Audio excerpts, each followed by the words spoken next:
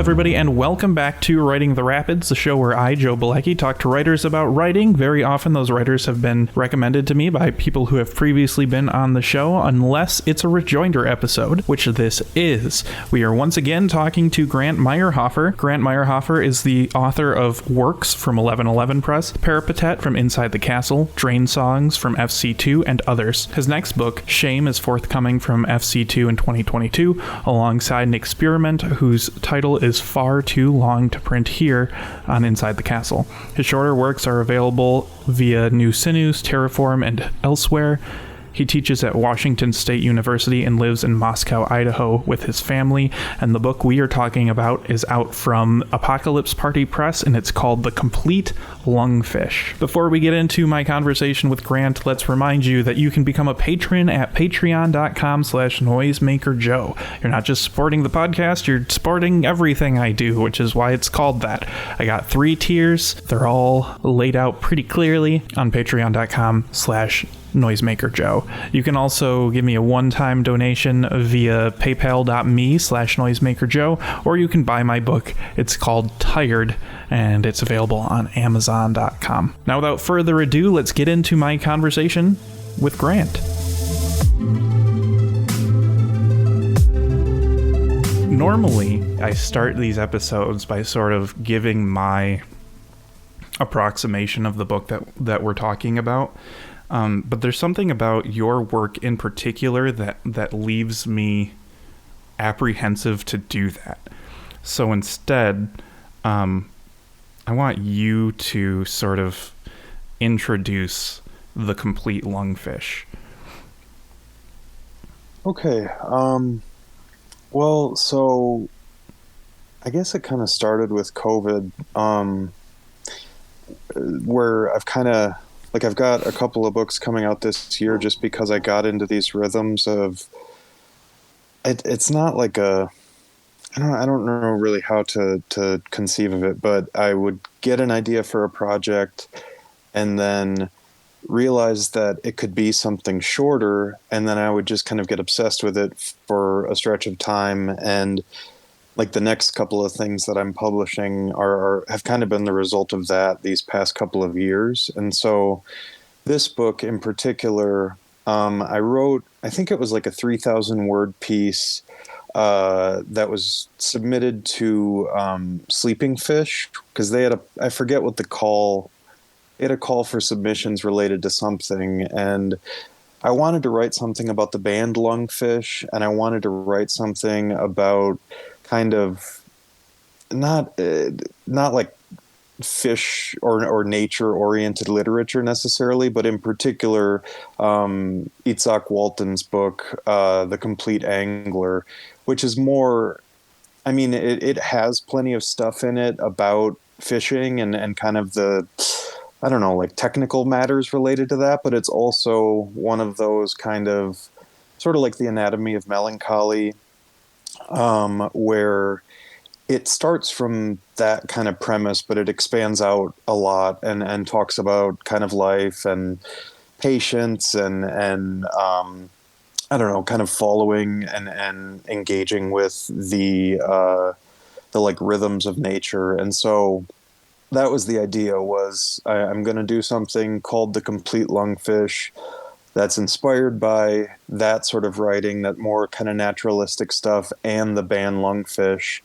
And so at first it was 3,000 words, and I kind of said at the time when I submitted it there, I think this could be a book. I think I have, like, I like the way that this short piece kind of worked, and I think I can keep adding to it. Like, there's stuff that, like, I quoted from, like, Gertrude Stein and Melville, and kind of wove that into the process of writing it, and was, like, responding to their work too. And I mean, long story short, Sleeping Fish, I don't know if they said no to it, or they might have not even responded. But so I had it there. I had this 3,000 word thing, and then eventually, I don't remember, somehow I wound up reaching out to Ben Davos at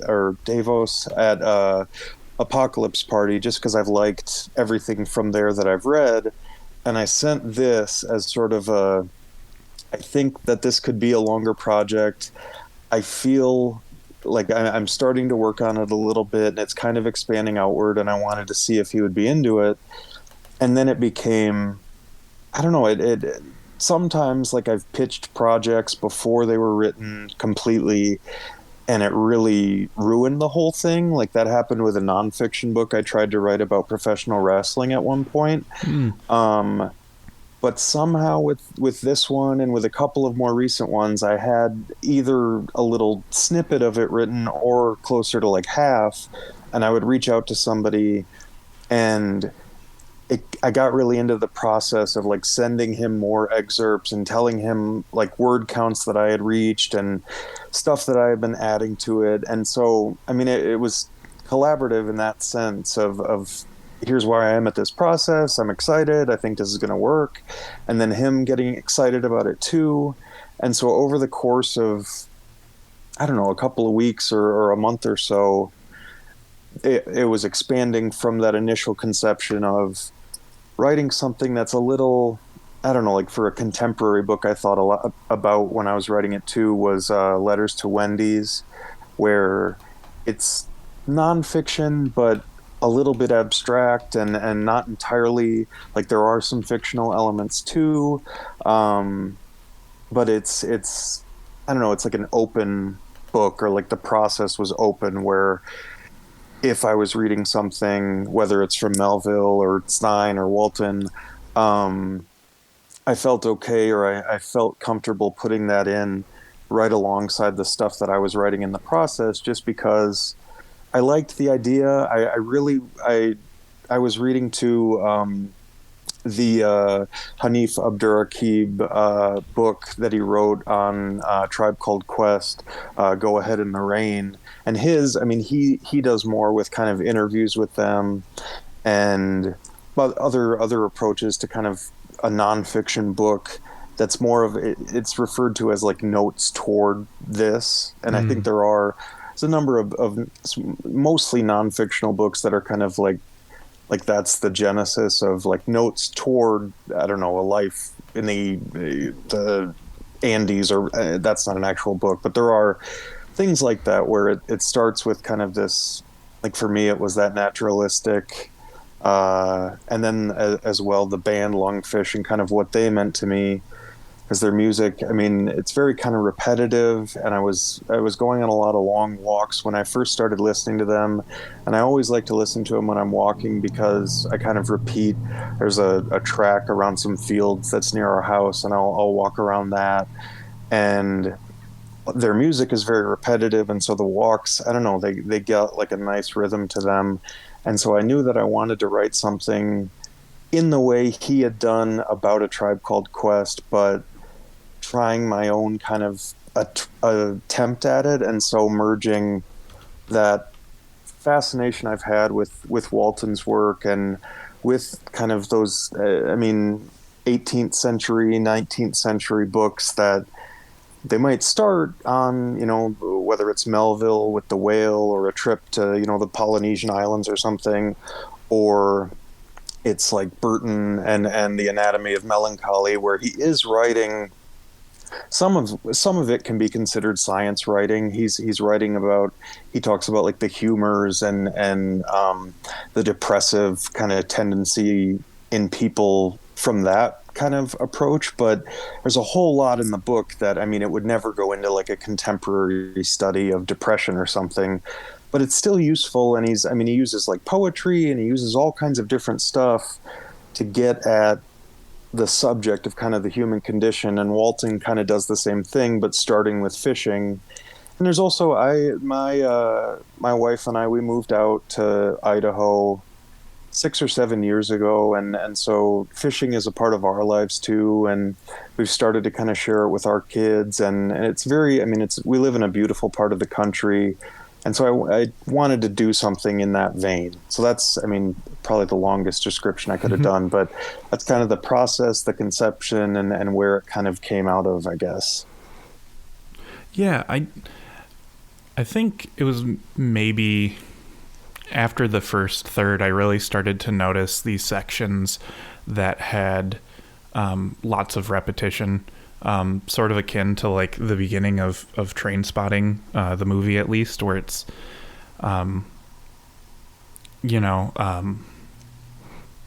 I will blank kind of over and over, and the blank changes, and sometimes it repeats and stuff. And listening to Lungfish is sort of like that too. Like even the lyrical sections are very much repetitive too. It's not just a, kind of like a drone based instrumental thing. And it's kind of it's like get a job, get an apartment, get like from Train Spotting. Yeah. Right. And the process of writing that really, really interests me, because I have written things kind of like that before, either as like practice or as parts of bigger things or whatever. And sometimes the going is really slow with that, and sometimes it's quite furious. And I find your process quite fascinating. I think we talked about it an awful lot when we were talking about Peripatet. But when you were writing specifically those very iterative passages, was that like a sort of like furious, very quick sort of writing process for you? Stuff like that. It comes up in Shame, the new FC2 book too. As well as the new one with Inside the Castle. I think it is pretty similar for me, where finding a rhythm like that, where a repeated, like I think the original thing I ever tried with it was the Joe Brainerd, just I remember, and then repeating that and seeing where it kind of took me. And I'll still use that as like, I mean, instead of it being every single new paragraph, I'll just do a paragraph where everything starts with I remember. And sometimes, there's a nice rhythm. Like in the FC2 book coming out in the fall, there was one it was like fuck this thing and this thing and this thing, and kind of repeating based on that. But then, I mean, so that I think is more like, I would almost think of it as it's compelling because of the beginning of the sentence, or it's compelling because of the end. And I think if it's compelling because of the beginning, it goes pretty fast, because I especially if it's like I remember this, or fuck this thing, or I want this, I don't want this, that whatever the initial construction is, it's rapid fire if I'm thinking of that first element, because then I can list things off and think about, the job, the bills, the whatever it is. But if I'm thinking about it sort of as whatever goes into the end of the sentence, sort of I guess like the Mad Lib kind of empty line, it becomes a little more associative. And I think I like that more, because then I feel like I'm really saying something that's, I don't know, like I'm digging a little bit into myself to figure out, okay, what are the associations between these things that I'm remembering? And in this one, there's sections that refer to like a list of things to read, and like one of them is Paul Metcalf, and I think it might even repeat that a couple of times. But listing something like that, I don't know, I guess it's kind of the like psychoanalysis associative thinking or something, but it's really fulfilling to do. And I mean, that's something that I'm interested in, because like reading work like that, reading Joe Brainerd's I Remember, or Shane Allison did another one called I Remember, George Perec did too. It's nice to kind of get lulled into that rhythm as a reader, and you find that even though it is the same, I mean, like at least half, if not more, of the sentence is the same, because sometimes it'll just be I remember, swings, or I remember Coca-Cola or something. But the repetition doesn't get annoying for me. Like it doesn't feel like, that it's a cop-out or something, because they're not coming up with a more ornate sentence structure to package the whole thing new each time. By repeating it, I like that rhythm as a reader. And so I think that when I'm writing stuff like that, either it's that staccato beginning of the sentence, like whether I'm frustrated or something makes me, excited or happy or whatever, focus more on the front end. But if it's the other half, then it's more fulfilling to write. I think it does take a little bit longer, but kind of trusting those associative leaps that your mind makes can be really, it feels like you're doing writing for something, not just for you, but hopefully for somebody else, because I've enjoyed following like the weird associative leaps that authors make in their own work, especially with prose, because I think it's done a lot in poetry. Mm-hmm. So when it's done in prose, it's kind of nicely surprising, where it is clear that the only thing carrying a writer into the next sentence is what ended the beginning one or what ended the previous one. I don't know. I like kind of finding or trying to find rhythms like that serve a purpose or something, both for me and hopefully for someone reading it. Yeah, it's not quite stream of consciousness, is it, right? Because it's more directed than that.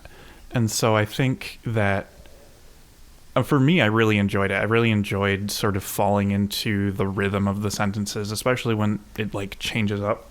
Like a sentence gets really short, or a sentence gets repeated, or a sentence gets longer. And I don't know, sort of reminded me of like Stephen Reich type, that like early post-minimalist contemporary classical music type stuff, where it's like you get into the groove and then it like phases out for a second and then it gets into a slightly different groove. And I mean, the whole book is sort of like that. It's the way it looks on the page is something, and I saw that it was laid out by Mike Correo, so I knew when I saw that to expect something not boring. But these sort of like squares on each page was interesting. And so I'm also curious about, because it seems like you wrote it sort of like, I don't know, piecemeal feels like it has a negative connotation, but sort of as like this patchwork. And I'm interested to know how you assembled the book, because there are like section breaks, right? There's these black pages with one sort of more lyrical or poetic line on it, and then the tone sort of shifts as we get divided up by those. But I can't imagine that writing this was a very linear process. No, I mean, in terms of putting things into the document, that's another thing that I don't know if it's always been there. I definitely did it like when I was in graduate school and writing like papers for seminars in literature and theory and stuff. I think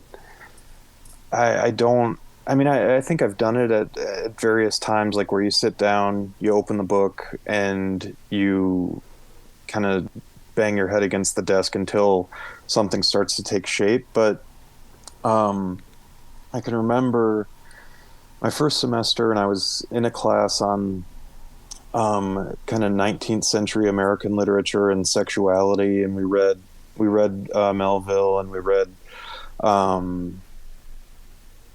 a lot of kind of lesser known stuff on different aspects of sexuality. And when the paper that I wound up writing for the class was this thing that I wrote on Melville's Pierre, and the way I wrote it pretty much from the beginning was I would read on my phone. I had the book on my phone, and then I also had a bunch of like academic PDFs downloaded onto my phone, and I would read a little and then write in response to that and email it to myself. And I hadn't even like realized that this had in some ways taken over as the way I approach things, but that is how I've approached my own kind of prose or nonfiction or fiction writing now too, where I get into a rhythm, and maybe some of it is because, we've got 3 kids and I'm working, and so I've never been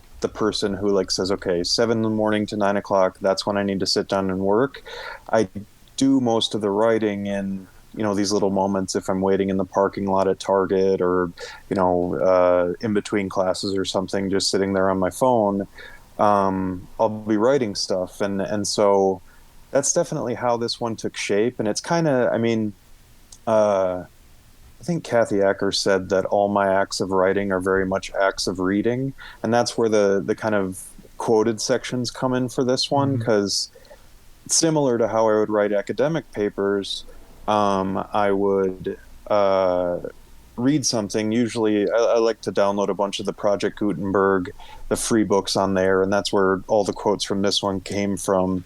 So I'd be reading them and looking for kind of pieces that might work in this context, and then I would write in response to that. And then, there's probably a better way to do it. I know a lot of people use the Notes app. I just email myself, and I'll, like I said, it's time dependent a lot of the time. If I got 5 minutes or something, jot a quick paragraph to myself, send it to myself, and then so that was the generational or the genesis of the writing that went into the book. And then when I was splitting it up into those sections, at first it was kind of arbitrary. I just knew that I wanted this thing to be broken up, and I tried to find areas where I could do that. And then writing those, the kind of titles for each section, they were all written in all caps, and I think there were even larger font in the Word document that I eventually put everything into.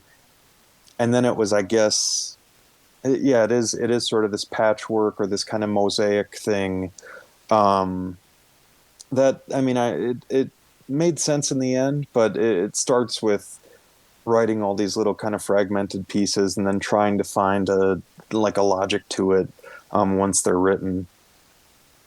Lately, I've been thinking an awful lot about academia and knowing that you teach, and just sort of seeing a lot of people recently be sort of frustrated with the association, or a lot of my favorite YouTubers are people who realize they could make more money on Patreon doing their niche stuff on YouTube. What is your relationship to academia, and does your writing have a sort of response to that in either your techniques or your subject matters or anything like that? Yeah, I kind of hopped around a little when I was doing my bachelor's, and I think first I was at a technical college in Minneapolis, and then I was in Chicago for 2 years at more of a liberal arts school. And I think if that had been the end of it, then I probably wouldn't have gone into it myself. But I finished my bachelor's back where I'm from in Eau Claire, Wisconsin, and it's, a state school.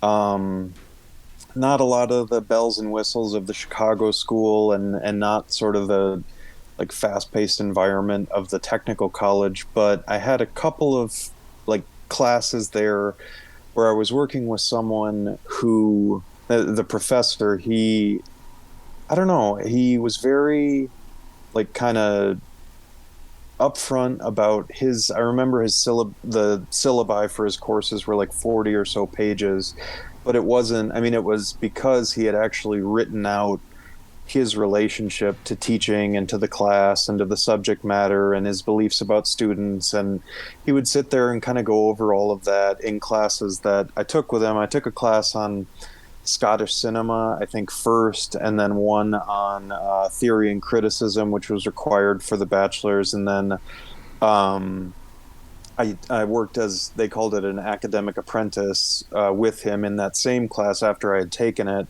And then one where it was focused on theory and joy division, because he's just obsessed with joy division and Ian Curtis. And I don't know. He was very upfront with me, especially when I was working with him as sort of an assistant, about things he really disliked about what was going on in academia. The school had put a lot of money into like modernizing certain aspects, but left a lot of departments behind and that kind of stuff. But he was really engaged. There would be, protests and stuff on campus, and he'd be right there with us. And I just, I don't know why. I mean, when I went to school prior to that, I thought, I'm going to write. I want to be a writer. That's it. Like, whatever work I have to do, that's what I want to do. But looking at him, that was like the first time where I was like, he's a professor. This is his life. He also wrote. He wrote more on like film as an academic, but and like at the end of the semester, he'd have everybody over to his house and just really, I mean, it had a way of cutting through because I mean, that campus is kind of a mess now, just in terms of spending, allocation of funds, all kinds of stuff like that. But he's still there and he's still a part of it. And it stuck with me. And then towards the end of my bachelor's, I looked into applying to graduate programs, and I kind of realized like, oh, I think I could actually do this. I've got, some writing done and this kind of stuff. I think right around then, my first novel had come out. And so I got into two different programs and came to the one in Idaho where it's a 3-year program and you teach the whole time. And the way that I found out I got in, like this woman called me, Kim, she works at the program, and she called me and left me this message that I really regret getting rid of it because it was like the nicest thing. She was talking about my writing. She had just taught a course on Dennis Cooper's work and saw that I think he listed one of my books that year or something on his blog. And it was just, I had no idea that the kind of reading that I was doing and the kind of writing I was really interested in, that there were programs where I could embrace that. And it turned out this was that one. And I mean, since then, like the majority of classes that I teach are on technical and professional writing, which is kind of I don't know, that's like the hard reality of academia, that even though like I have managed to, I've been lucky to publish a bit and stuff, but still the majority of my classes are ones that are mandatory for like science and engineering majors. And I think I like that a lot because I get to focus on language and I get to focus on like the utility of writing on a daily basis for these people who are not English majors and who don't have a natural inclination towards writing or thinking about it or anything. And I like that a lot. I think Gary L. Lutz talked a lot about how she embraced, I mean, this role of being sort of a stuffy grammarian or something in her role as a teacher. And I've read a lot of her kind of, I mean, her fiction talks about it, but also nonfiction.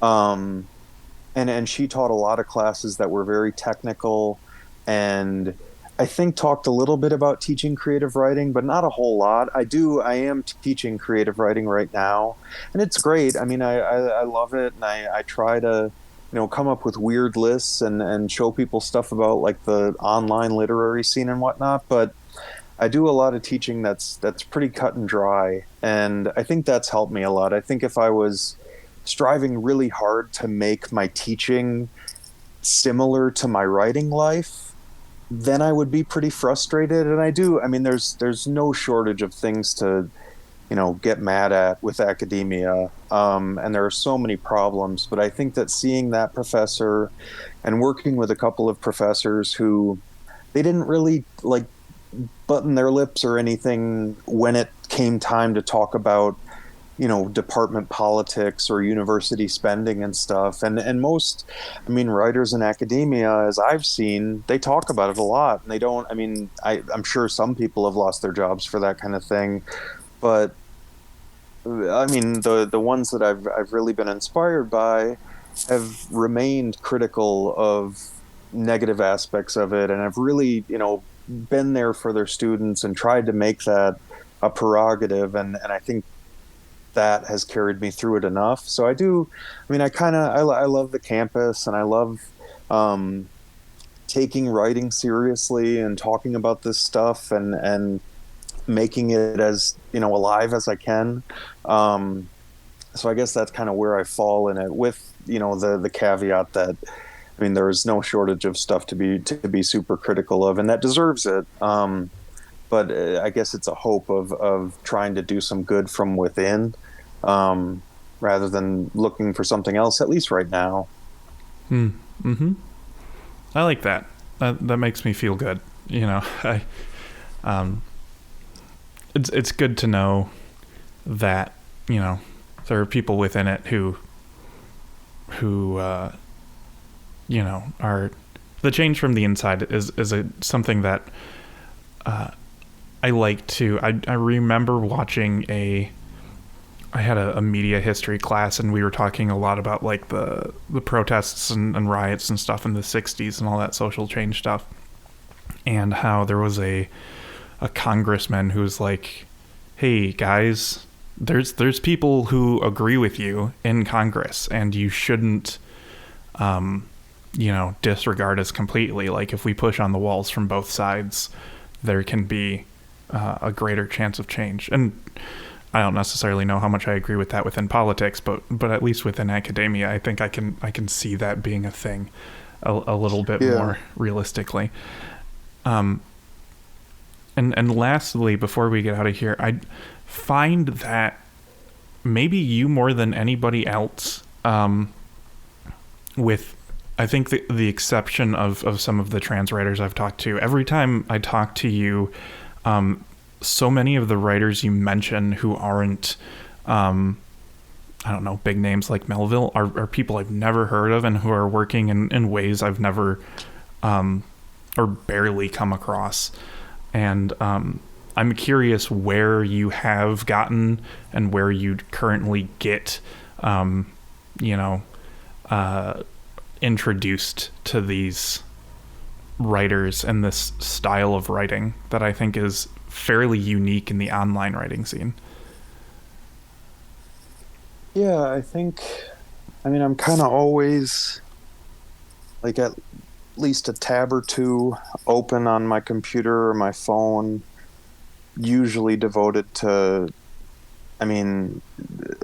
links to like various places of buying books. And I was talking to Derek Main about this via email the other day, and I realized like I hadn't put it into words exactly, but I kind of started writing from a sense of trying to find ways that writing could express stuff that I couldn't otherwise express. And so, as opposed to starting writing because I just loved reading, I was looking for other writers who kind of did that too. And so finding someone like Renata Adler or Gary Indiana or I don't know, even like Elizabeth Young, who was a critic, but wrote a lot about this kind of writing, whether it was like transgressive stuff or experimental stuff.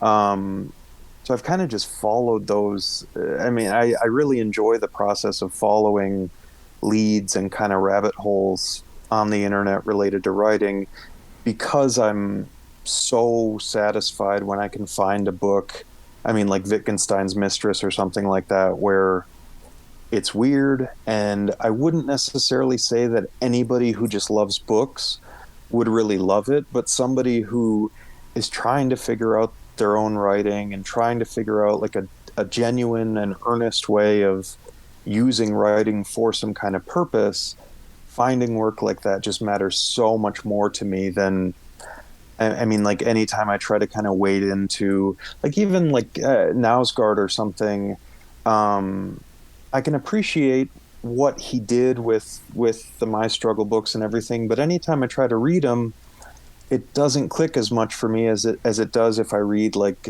Tan Lin had a book called Bib, where it's basically a list of everything that he read over the course of the year, and not just books, but like, skimmed the New York Post for half an hour on the train and stuff like that. And it's much more writer friendly than reader friendly the majority of the time, but reading that book felt much more like how it feels to be a person than if it's, Nausgard, or if it's, I don't know, any contemporary writer of kind of stuff that gets a little bit more attention to it. So I don't know. I've become kind of hooked to that process of, okay, if I find a writer, like, I don't know, back when I was first reading, I don't know, Lutz, or even, someone who's a slightly bigger name on the modern, like, indie scene, like Scott McClanahan. I love the process of sifting through, okay, like, does he have an interview on the Creative Independent, and does he list books at the end, or what does he list? And looking for little references and mentions that writers that are resonating with me are making. I don't know. It's a sort of it's comforting, and it feels sort of social, I guess. And that's kind of been the process for me, is just keeping that. I mean, whether it's literally a tab on my phone, or it's just the book that I'm reading, I'm seeing what other authors are mentioned, and that kind of stuff. Just because I'm like always going to be excited if I find something that feels like it's really resonating with me. And so in the process, I read a lot of stuff that doesn't necessarily, but whenever I find it, it's just, I mean, there's nothing better. Even, I mean, it immediately goes into my writing. So it feels kind of part and parcel, like it's all the same process. But yeah, it's that process of just, okay, what does this writer mention in this interview? Did they talk about? Are they part of like a school of writers, like the new narrative stuff, or like kind of the Gordon Lish circle of writers, or transgressive contemporary stuff? And then just enjoying that process of sort of sifting through. Like, I love libraries. I love spending time at the library, walking around, getting a stack of books, and I guess it's kind of it's extension of that basic process.